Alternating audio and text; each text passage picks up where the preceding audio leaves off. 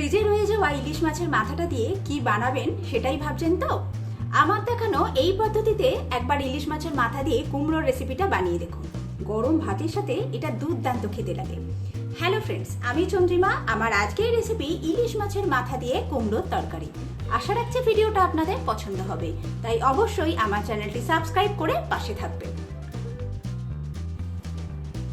ইলিশ মাছের মাথা দিয়ে কুমড়ো তরকারি বানাবার জন্য এখানে আমি ইলিশ মাছের মাথাতে নুন আর হলুদ মাখিয়ে নিয়েছি, আর এখানে নিয়েছি এক ফালি কুমড়ো। এবার কুমড়োটাকে ডুমো ডুমো করে কেটে নেব। প্রথমে মাছের মুড়োগুলো ভেজে নেব, তাই কড়াতে সর্ষের তেল দিয়ে দিয়েছি। তেল গরম হয়ে গেলে এর মধ্যে মাছের মুড়ো দিয়ে দেব।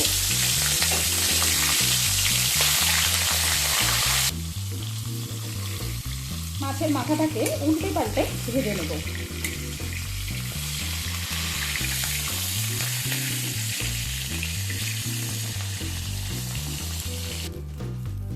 মুড়ো ভেজে নেওয়া হয়ে গেলে এবার আমি তুলে নিচ্ছি।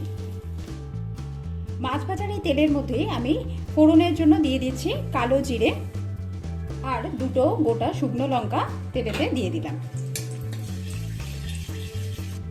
ফোড়নটা হয়ে গেলে এর মধ্যে ডুমো ডুমো করে কেটে রাখা বেশ কিছু আলু অ্যাড করে দেবো। আলুটাকে খানিকক্ষণ একটু ভাজা ভাজা করে নেব। হালকা লাল করে আলুটা ভেজে নেওয়া হয়ে গেলে এর মধ্যে ডুমো ডুমো করে কেটে রাখা কুমড়ো অ্যাড করে দেবো। কুমড়োটা অ্যাড করার পর দিয়ে দিচ্ছি পরিমাণ মতো নুন। এবার হাফ টিস্পুন হলুদ অ্যাড করে দিলাম। এবার আলু আর কুমড়োটাকে একসাথে খানিকক্ষণ একটুখানি ভাজা ভাজা করে নেব।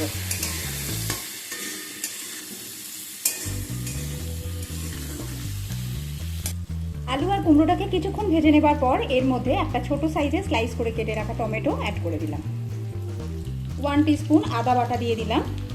হাফ টিস্পুন ধনের গুঁড়ো, হাফ টিস্পুন জিরের গুঁড়ো, সেই সাথে হাফ টিস্পুন লঙ্কার গুঁড়ো দিয়ে দিলাম।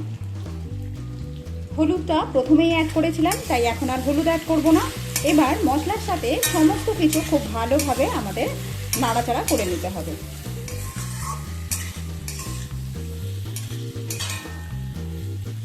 এই সময় আমি এটাকে ঢাকা দিয়ে রান্না করব, যাতে আলু আর কুমড়োটা কিছুটা সেদ্ধ হয়ে যায়। আলু আর কুমড়োটা 50% সেদ্ধ হয়ে গেলে এর মধ্যে ভেজে রাখা মাছের মাথা অ্যাড করে দেবো। সেই সাথে বেশ কিছু চিড়ে রাখা কাঁচা লঙ্কাও দিয়ে দিলাম। এবার সমস্ত কিছু খুব ভালোভাবে নাড়াচাড়া করে নেব। এই রেসিপিটাতে আমি কিন্তু কোনো রকম জলের ব্যবহার করব না। গ্যাসের ফ্লেমটা একদম লোতে রেখে এটাকে চাপা দিয়ে বাকি রান্নাটা করে নিতে হবে।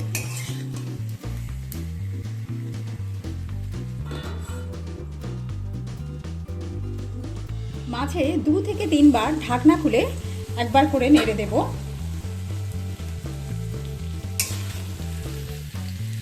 আমি এখানে জলের ব্যবহার করলাম না, তবে আপনাদের যদি মনে হয় যে জল ব্যবহার করতে হবে, সেক্ষেত্রে খুব সামান্য পরিমাণ জলই ব্যবহার করবেন, কেননা এই রেসিপিটা কিন্তু মাখা মাখা খেতেই বেশি ভালো লাগে। খুন্তি দিয়ে মুড়োটাকে এরকমভাবে একটু একটু করে ভেঙে দেব।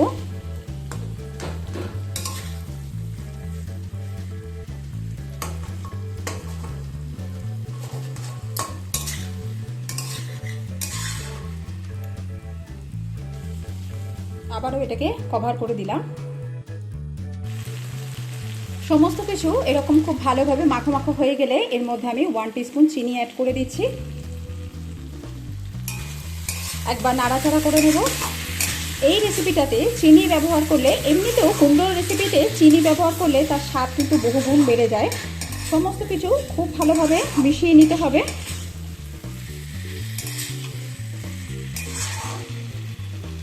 সমস্ত কিছু মিশিয়ে নেবার পর আবারও কিছুক্ষণ, প্রায় 1.5 থেকে 2 মিনিট একটু চাপা দিয়ে রান্না করে নেব।